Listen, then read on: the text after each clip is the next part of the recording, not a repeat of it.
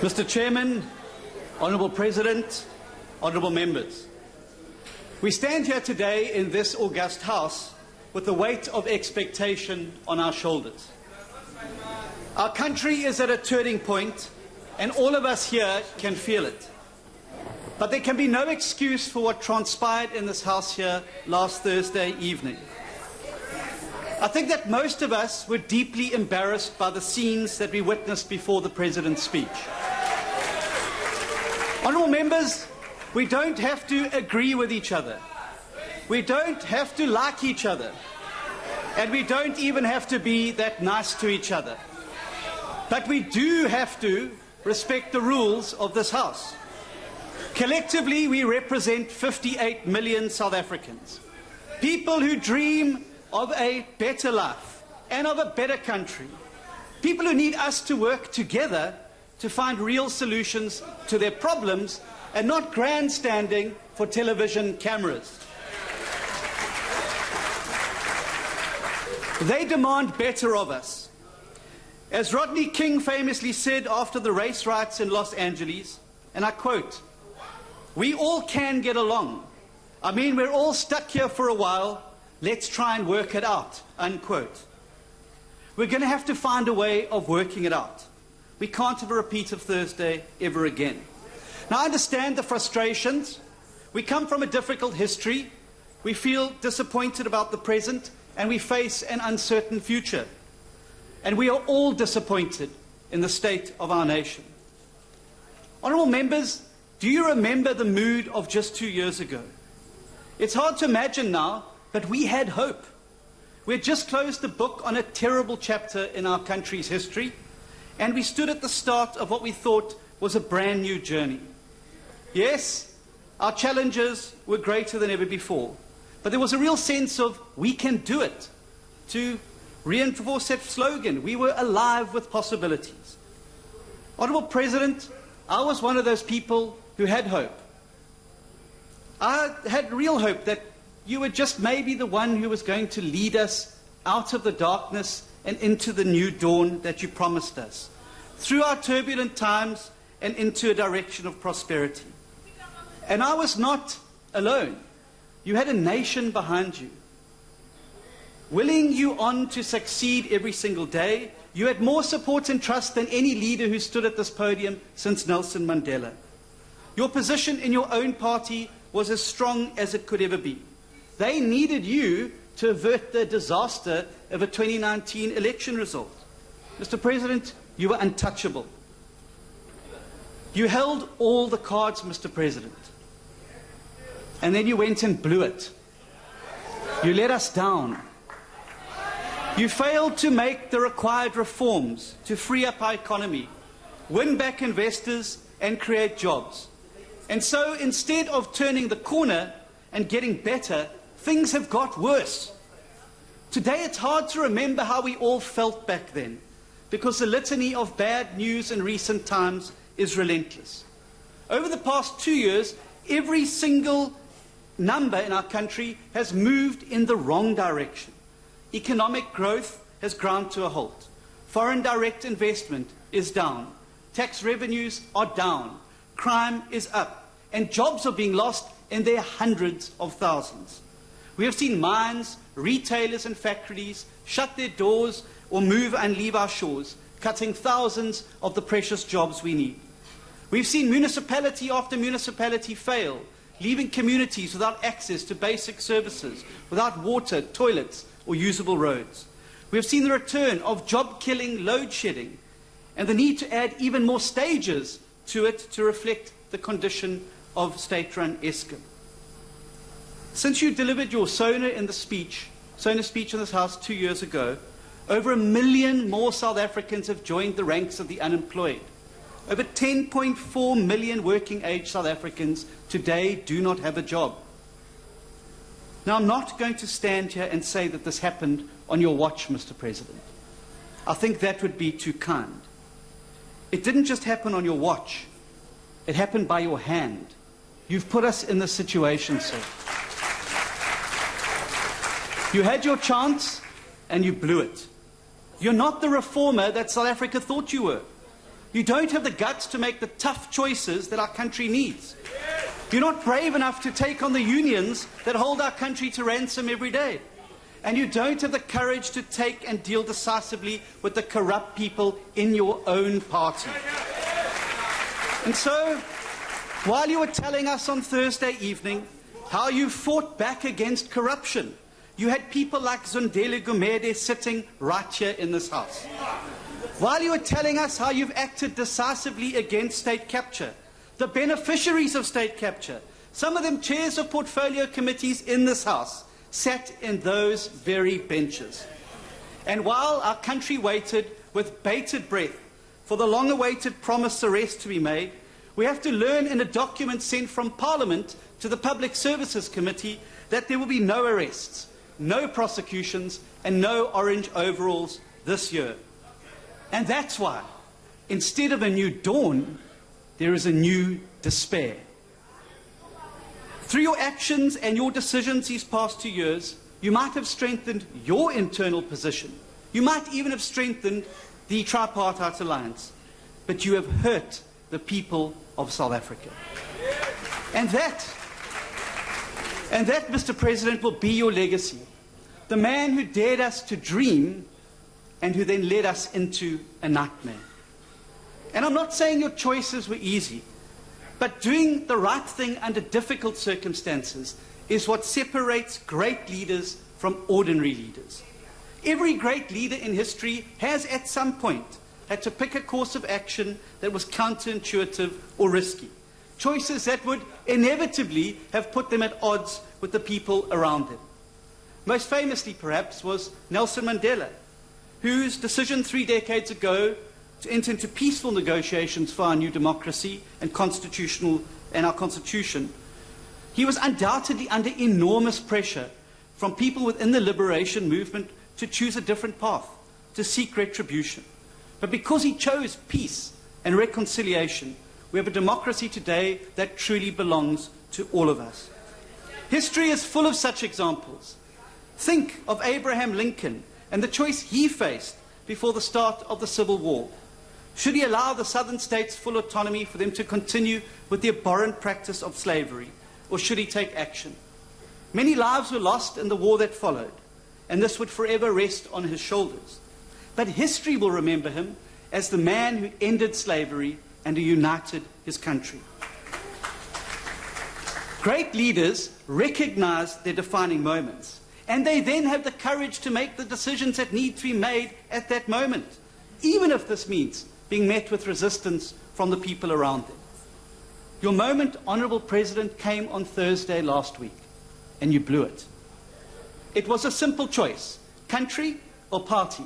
And unfortunately, for the millions of South Africans, the people of this country, you chose your party.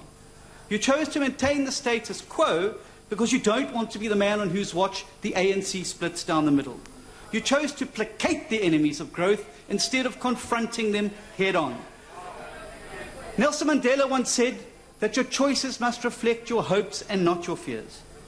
Your choices, Honourable President, as expressed in your Sona speech, reflected only your fears. This was your defining moment, and you let it slip away. On Thursday evening, you needed to face the truth. You needed to acknowledge that in its current form, Eskom is dead. You needed to tell the country and your allies in the Tripartite Alliance that throwing billions and billions of rands at Eskom is economic suicide. You needed to make it absolutely clear that dipping into the pension savings of hard-working government employees to artificially keep Eskom alive is both irresponsible and immoral.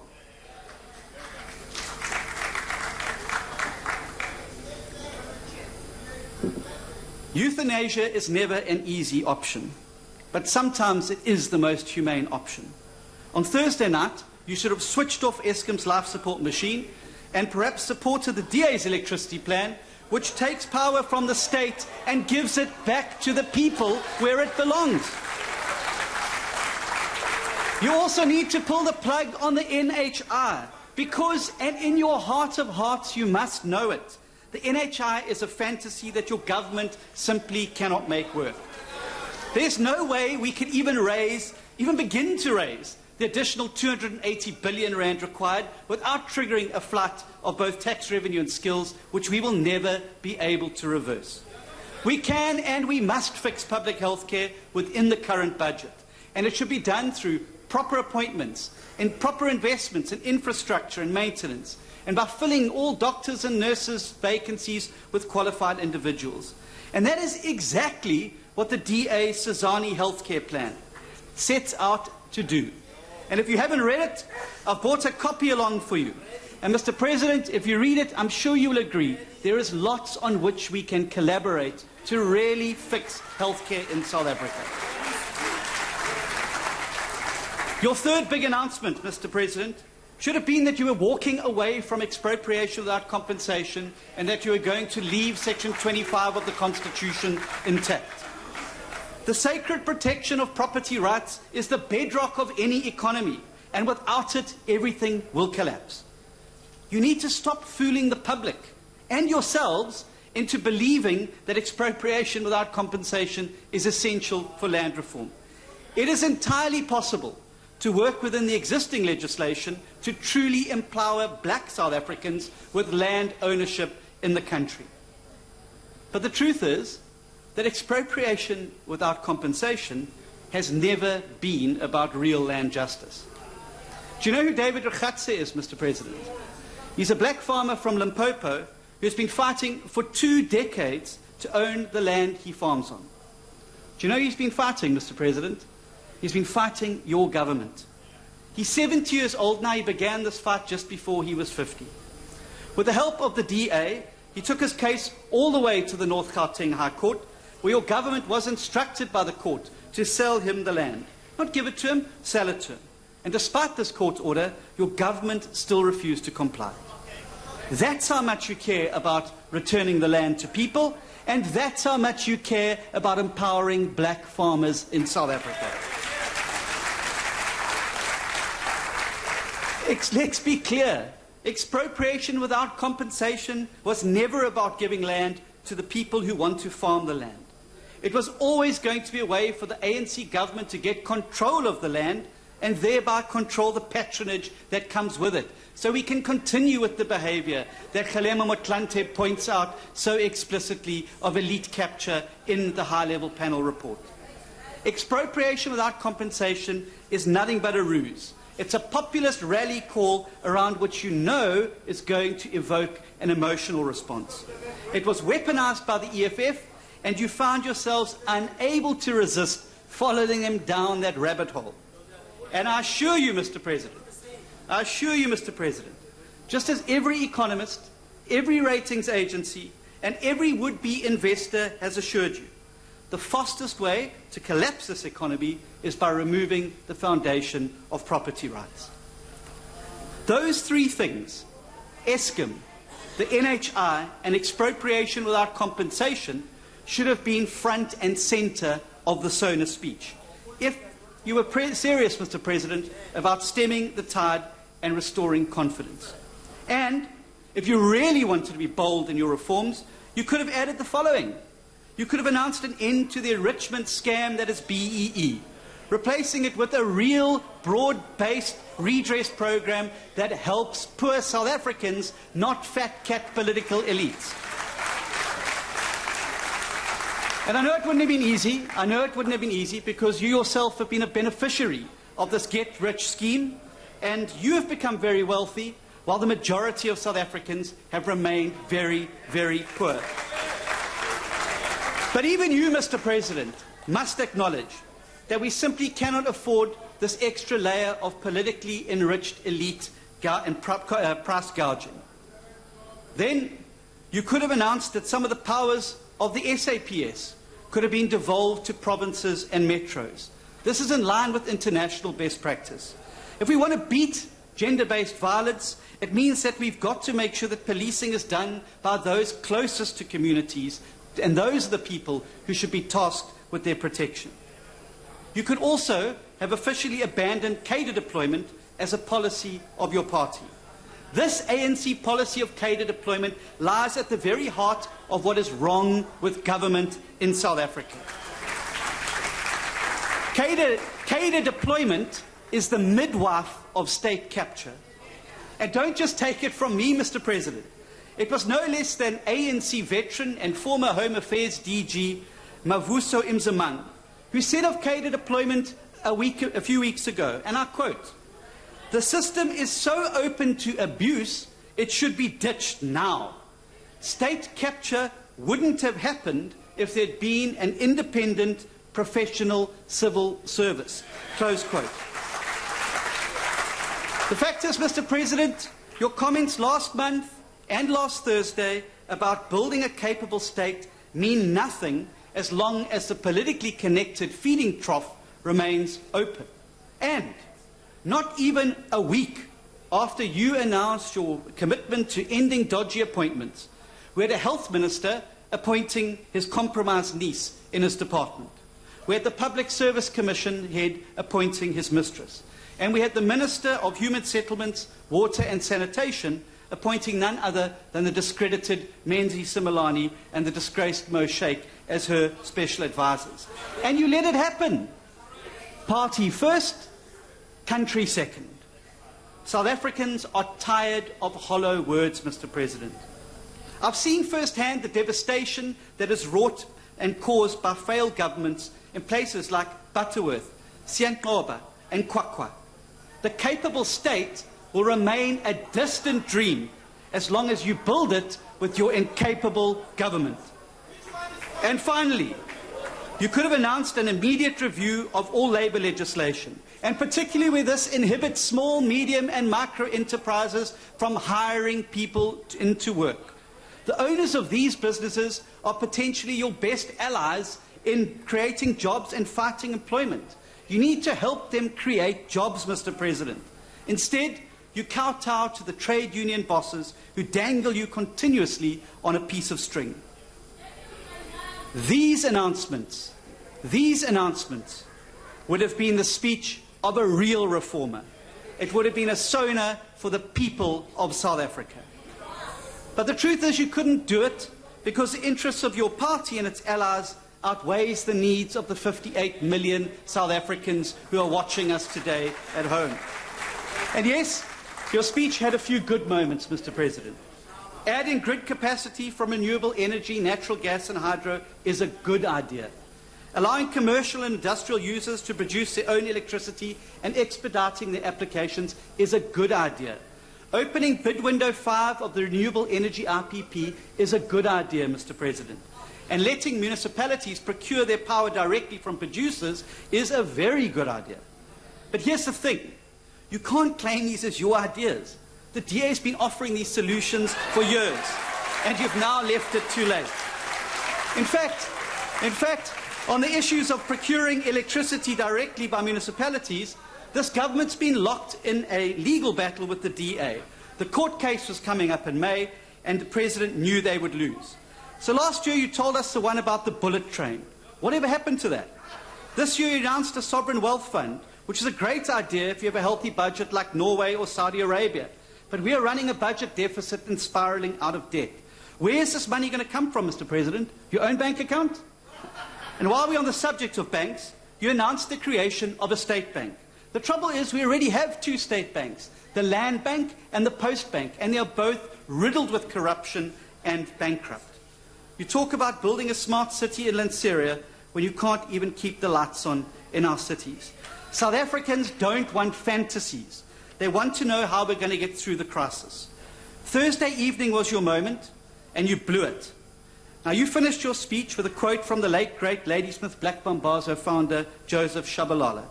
Let me add to this tribute with another Ladysmith Black Mambazo lyric. When the sun goes down, the birds on the trees are singing for the night. When the sun says goodnight to the mountain, I am dreaming of the sun. Mr. President, we are all dreaming of the sun. I believe we can find our way through. The question is, are you the man to take us there? And I think on Thursday, South Africans got their answer. Now, 2 days from now, you will respond to this debate. And you'll have one last chance to redeem yourself, Mr. President. Use the opportunity to make the tough choices. Choose jobs over policies that kill investment. Choose reconciliation over racial populism, and choose your country over your party. Don't blow it this time, Mr. President. South Africa is counting on you.